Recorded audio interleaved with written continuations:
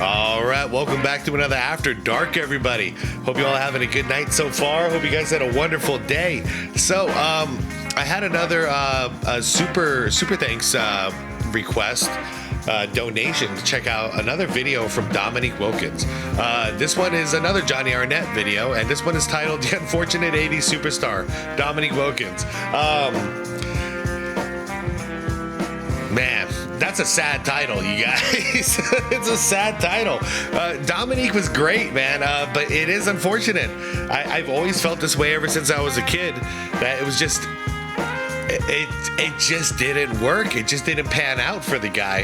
And like I said in my previous video talking about Dominique, like he's one of, like, I mean, I'm talking top 3, top 4 players back then. Like, he was one of my favorites, always. I loved watching him play. I loved the head-to-heads between him and MJ, between him and Bird, all that stuff. But, man, he never got over the hump and won that championship. But anyways, shout out to Wolf for the donation on this one. And apologies go to Wolf for not always getting these videos out at a proper time. Trying my best to balance everything. No excuses. Sorry it's taken so long. And here we are, and I hope we're good. But yeah, I do appreciate it a lot. And, you know, I do my best to balance out 3 categories, you know, super thanks requests, members requests, and then just like general chat, you know what I mean? Like non-members, I go into the regular comments and I look for these, you know, so I can communicate with you guys in there as well. And then there's also a subcategory, which is my own ideas, you know, like I see something and I want to react to this. So it gets a little dicey. It gets a little hard to hit all of these different needs. And I do my best. And that's all I can say, is I am doing my best. So anyways, guys, let's get to this. If you see Wolf in the comments, give him a fist bump or something like that for donating so kindly. I say let's do this. Let's talk about Dominique Wilkins, guys. Link to the original video is going to be down below in the description like it always is. That's for the Johnny Arnett channel. I think you all know Johnny Arnett by now. If not, link is there. Also see a list of channel members. Shout out to you guys. I really appreciate you a lot. Excuse me. So much that I got choked up, apparently. Guys, like the vid? Let's get to this, huh? When you think of certain players, when you think of certain franchises, you think of certain players. Mm-hmm. And when you say Atlanta Hawks, he's the only guy you think of. There's no one else that you could say, well, I think of this guy when I think of the Hawks. No, you think of Dominique Wilkins. So when you thought of the 100%. Celtics, you know, you would say Russell and Cousy. Like, you have those names. When you think of the Pistons, you think Isaiah. You know, you think of the 10-team Shaq played with. You think of Shaq. All of those. Shit. Yeah, this is how it used to be, though. It was. That was for Chuck, man. Wait. He can fight his own battles. You know, it's for Chuck. Dominique, probably the most difficult cover for small forwards in the NBA. And not just because of his athleticism, because he did what LeBron James does now, going downhill, but he did it in a half-court setting. So they would throw the ball to him on a half-court, and he would just run at you. And guys would just back up, and he could shoot the basketball, and then if he came out, he'd go by you and just dunk the basketball. So for him, he was what LeBron James does right now. He did that in a half court, which is probably even more difficult because the defense is set. Oh, yeah. Before they were high fly. I agree with Kenny 100% on that. Wow. Like Russell Westbrook, Blake Griffin, Vince Carter, and even... Real quick before we move forward, it's sad to me that era is kind of gone, where you do associate a player with a franchise. You think of for me, I think of the Celtics. I think of Larry Bird. I still to this day think of Magic Johnson when I think of the Lakers. No disrespect to Kobe, he's right there too. But you know, you think of players that stayed there forever. Think of the Bulls. I think of Michael Jordan. You know. And I think of the Sixers, I think of Dr. J, and I think of Allen Iverson, even though the Allen Iverson thing didn't pan out. So really, it's Dr. J. But nowadays, it's rare. Outside of like Steph Curry, nobody else has really stayed home. For now, it's Milwaukee, but it's not Milwaukee and Giannis, but that's not looking like it's going to last. I think of San Antonio. I think of David Robinson and Popovich and Duncan. You know, these guys. But nowadays, like, you think of, I can't even like think of the Cleveland Cavaliers and think of LeBron James. I think because he's been all over the place. I don't look at Denver and see Carmelo Anthony because he went everywhere too. You know what? You guys know what I mean? I guess the closest one in that era would be Dwayne Wade in Miami. Before there were high flyers like Russell Westbrook, Blake Griffin, Vince Carter, and even Michael Jordan, there was a 6'8" small forward from the Atlanta Hawks who assaulted the rim with his thunderous slams in such a way that the league had never seen before. Dominique Wilkins, aka the human highlight film. A man who was ahead of his time with his jaw-dropping athletic ability. Box this out, you guys. Box this human guy out. Highlight film. What are you going to do? A man who was ahead of his time with his jaw-dropping athletic ability and terrific finishes above the rim. Oh! Dominique had been selected 3rd overall in the 1982 draft by the Utah Jazz, but was later traded to the Atlanta Hawks, whose management had seen superstar potential in the young small forward. And did they ever get it right? Well, I didn't know it was a draft and trade, or draft day trade like that. Dominique took the NBA by storm, destroying NBA centers and posterizing all those who chose to stand between him and the rim. Just a few years into the league, Dominique was the franchise cornerstone of the Atlanta Hawks. He won the 1985 Slam Dunk Contest over conference rival Michael Jordan, and in the following season, he led the league in scoring with 30.3 points per game. This was a year with scoring juggernauts like Larry Bird and Kareem Abdul-Jabbar, and Dominique outscored all of them that year. Back in those days, anytime Dominique and the Hawks matched up against Larry Bird and the Celtics or Michael Jordan and the Bulls, everyone knew they were in for an epic solo duel between the best wing players in the league. Absolutely. Classic battles where they would score 40 or even 50 points, trading basket after basket in a display of sheer competitive drive between the two players. The biggest battle came in the form of Game 7 of the 1988 Eastern Conference semifinals between Bird's Celtics and Dominique's Hawks, a game that will go down as one of the greatest games in NBA history.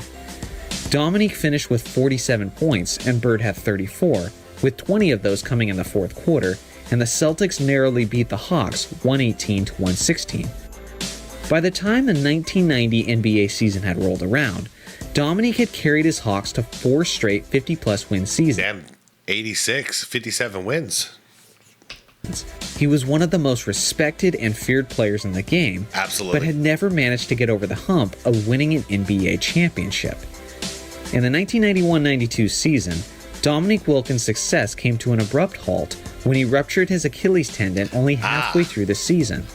Dominique and the players around the league were devastated by the tragic news. I never saw the exact moment like that. He knew it right away. But this did not break Dominique's will and competitive drive. He worked vigorously to make a speedy recovery and to get back to competing for that elusive championship. Dominique was ready at the start of the 1992-93 season. Still got springs in his legs. And what ensued was likely the greatest comeback from an Achilles injury that the league had ever seen. Dominique looked like his old self, finishing the regular season with averages of 29.9 points, 6.8 rebounds, and 3.2 assists, while shooting nearly 47% from the field. That's crazy. He also made a career-high 123 pointers on the season on 38% shooting from that distance, officially destroying the myth that Dominique was simply a dunker. That timing makes sense, too, because as he's probably recovering, he can't be jumping and dunking and practicing all that stuff when his Achilles wasn't ready for it. So he was probably taking a buttload of jump shots. In a way, it forced him to change his game, which is a good thing because no matter how athletic you are when you're young, it's going to start fading away. So you better start working on a jump shot or else it's over. Dominique had also Unless you're Shaq. Managed to pass Bob Pettit's 20,880 points to become the Atlanta Hawks' all-time leading scorer. The Hawks had squeaked their way into the playoffs with a 42-40 record. It was good enough for the 8th seed, but ultimately they were swept 3-0 by Jordan and the defending champion Chicago Bulls. The 1993-94 season rolls along, and Dominique continues to assert himself as one of the premier players in the league. But with his contract ending at the end of the season, and Wilkins quickly approaching his 35th birthday, the Atlanta Hawks made a shocking decision by trading their star and former franchise cornerstone for the younger Danny Manning. Yeah, this pissed me off as a teen. This was one of those, like, he's been loyal to you all these years, and you didn't build him a solid team, and he stayed with you regardless, and then you ditched him. I'm not a fan of what Atlanta did here at all. He should have retired as a Hawk if he wanted to. He should have had that. He should have had that choice. The move was emotionally devastating to Wilkins, whose heart and soul had been captured by the Atlanta fan base. Wilkins finished the year strong, averaging nearly 30 points in his final 25 games as an LA Clipper. But after that season was over, Wilkins' career would never be the same. He finished his NBA career as a shell of himself in journeyman, playing for the Celtics, Spurs, and Magic. Reflecting on Wilkins' career, it's clear that he was one of the greatest scorers in NBA history. He was one of only 8 players in NBA history to average at least 25 points per game in 10 consecutive seasons. Wow. That's a feat scoring legends like Kobe Bryant, Wilt Chamberlain, and Larry Bird never even accomplished. The other 7 players who accomplished that feat were Michael Jordan, Jerry West, Shaquille O'Neal, Karl Malone, Allen Iverson, Kevin Durant, and LeBron James. That's a pretty dang good company if you ask me. He's the man known as the human highlight film, the all-time leading scorer in Hawks history, an NBA slam dunk champion, and one of the greatest individual foes of Michael Jordan and Larry Bird in the 80s. Former Boston Celtic player Danny Ainge spoke for many great players from Wilkins' playing days when he said, "Dominique wasn't selected as one of the 50 greatest players of NBA history, but to me, he's top 25. Wait, he wasn't top 50? Dang, man. Just because he didn't win a champion. If he would have won a championship, yeah, he would be top 25. Yeah. But he didn't, so he got snubbed. All right, I'll say my hot take. Wherever Charles Barkley is on the list, Dominique should be right next to him. That's my honest opinion. I might have to agree with him, to be honest. Wilkins proved he had everything it takes in the modern NBA to dominate the league. He was a quick forward with lots of length, transcendent athleticism, and he was a sharpshooter later on in his career. Ultimately, he's another case of simply entering the league at the wrong time and on the wrong team. Otherwise, he wouldn't have been so overlooked. Yeah. When Dominique was drafted in 1980... That's the thing, though. Back then, in the 80s and the 90s, he wasn't... I mean, the early 90s, he wasn't overlooked. We all loved him. It wasn't just me. We all talked about Dominique. We all loved him. He was one of the best. But time forgot him, unfortunately, as it does with a lot of people who never get that championship, sadly. With a 3rd overall pick, he was passed up by the Lakers, who had the 1st overall pick and took the only small forward taken ahead of Dominique, which was James Worthy. Big Game James was a legend in his own right and won multiple championships with the Lakers. Dude, no diss to James Worthy, because that obviously worked out perfect and he's phenomenal. Could you imagine Dominique Wilkins being on one of Magic Johnson's wings year after year after year? That could have been wild to see Dominique with the Showtime Lakers. But one can only imagine what Dominique and the Lakers would have been like if they were together in the 80s and early 90s. Can you imagine Dominique on the fast break receiving no-look passes from Magic Johnson himself? Talk about Lob City. Think about all the lob passes that were beginning thrown his way as well. Instead, Dominique was a legend in Atlanta for a Hawks team stuck in a conference of super teams. What the Western Conference is today is what the Eastern Conference was in the 80s. Yes. Sure, you had the Lakers out west, but the majority of the strength in the league was in the Eastern Conference, with the likes of Larry Bird, Kevin McHale, and Robert Parrish on the Celtics, Moses Malone, Dr. J, and Charles Barkley on the 76ers, Isaiah Thomas, Joe Dumars, and Dennis Rodman on the Pistons, and Michael Jordan and Scottie Pippen on the Bulls. The East in the 80s was absolutely stacked at the top, and unfortunately, Wilkins and his Hawks simply didn't have enough firepower to compete. Yeah. Let me know in the comments section where you rank Dominique Wilkins among the greatest small forwards in NBA history. Small forwards, wow. That's a tough one. I mean, dang. For small forwards, he's got to be top 5. I think he's got to be top 5 small forwards, which signifies to me right off the bat that Danny Ainge is probably right. If championships didn't take such a precedence, he'd be top 25 all time. I think he would. But championships do take a lot of precedence. So easily top 50, and I'd say top 5 at the worst, like top 6, top 7. Seriously, I just said stupid 6, 7 shit.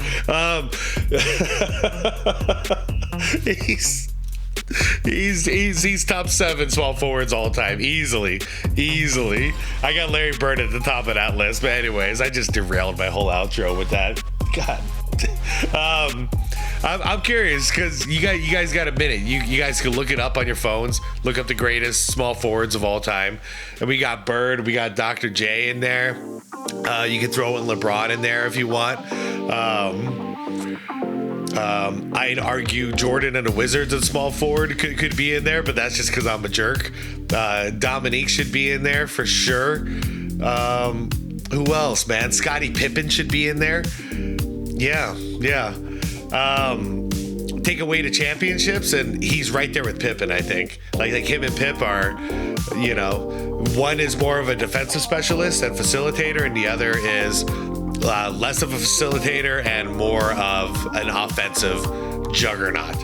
And that was Dominique Wilkins. But Dominique, much like Jordan, Dominique needed that he needed his Pippen. And I probably said this in the last video, but I've always believed it. He needed that right-hand man, that could do all the stuff that Dominique isn't going to do, And it's not that he can't do it. It's just that one man every game can't do it all. So we need to focus Dominique on being a scoring specialist while we have other guys out there working on facilitation, rebounds, defense, But he never quite had that, number 2 guy. He had very good role players, but never had that true partner. And I think that was the major difference, and that's why he never got out of the East. Bird did. Bird, Bird had McHale, he had Parrish, he had DJ, and more, but out of the East. And then, Jordan had Pippen eventually. Isaiah had Joe Dumars, Rodman, etc. And Dominique had Doc. At a point he had Spud, he had Kevin Willis, but it doesn't quite hit the same now, does it? But anyways, I'm curious where you guys rank Dominique Wilkins. In my heart of hearts, he's a champion, just like Charles Barkley. But it is what it is, man. Wrong place, wrong time. Because Jordan took all the spotlight and he was stacking rings, and what are you gonna do? Just another one of the casualties of the Michael Jordan era. And I say that not in a bad way. It's just when someone is dominating that much, a lot of his competition ends up being frowned upon and forgotten. And that's just the case of what this is. Yeah. But I saw it live. A lot of you guys saw it live, and we know just how good Dominique Wilkins really was. Anyways, I am out of here, you guys. Like the vid on the way out if you could. Subscribe if you want more content like this. Most importantly, it's to be water, my friends. Peace out.